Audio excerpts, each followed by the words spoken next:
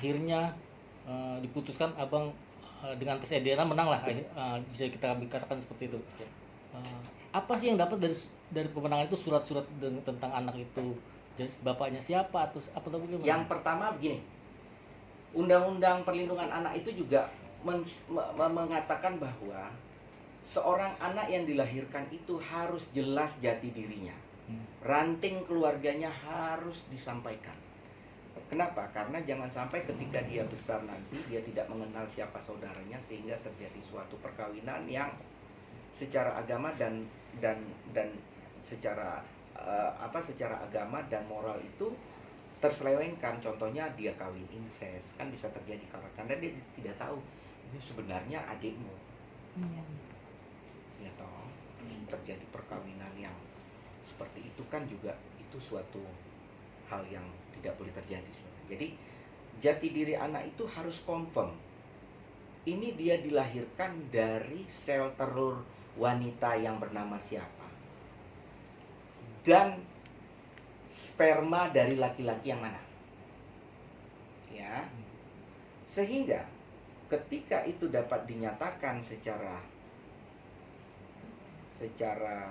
konkret, saya katakan seperti itu, maka kalau umpamanya saya berandai ya, saya berandai, katakan si Rizky-nya punya anak laki-laki dari perkawinannya yang lain. Di sisi lain dia mempunyai anak perempuan dari perkawinan yang lain. Karena ini tidak jelas jati dirinya, mereka bisa bertemu dalam satu waktu.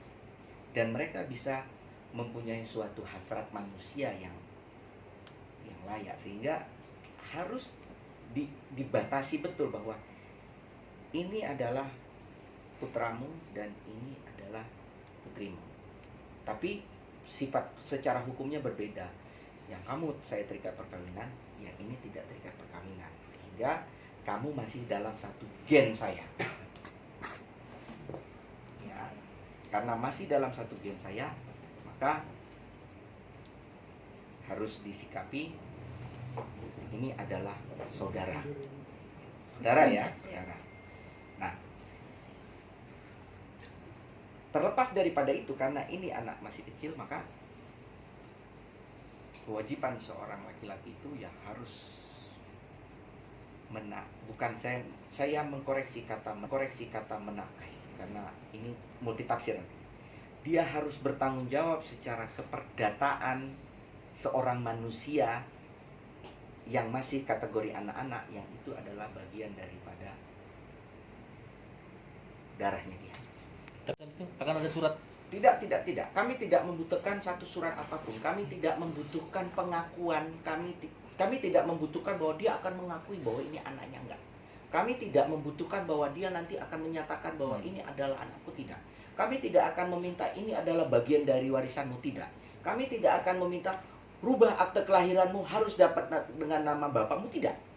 Tapi sekarang di sini yang menjadi hal yang jelas bahwa ini dari hubunganmu lahir anak ini butuh tanggung jawab untuk dia sampai umur dewasa 21 tahun. Dan untuk sampai 21 tahun itu ada kebutuhan-kebutuhan yang tidak bisa dia hindari, yang tidak bisa diingkari oleh si anak ini, yang mana dia hanya bisa membutuhkan pertolongan dari ibunya. Tapi tidak cukup sampai ibunya. Kenapa? Karena nggak akan sanggup ibunya sendiri. Maka oleh sebab itu ditariklah si laki-laki ini untuk dipaksa, bukan sukarela, dipaksa untuk bertanggung jawab dengan putusan pengadilan. Artinya dia bisa dipidana dong, apa yang dilakukan dengan Weni akhirnya melakukan pidana, melaporkan pidana, dia melawan hukum dari tentang undang-undang anak ini?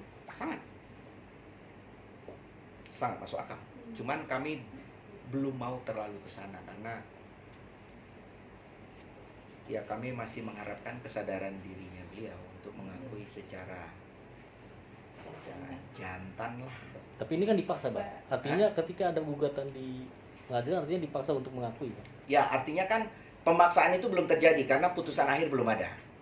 Tapi kalau sampai dengan putusan akhir dia belum juga melaksanakan, aku bisa katakan dia seorang laki-laki pengecut.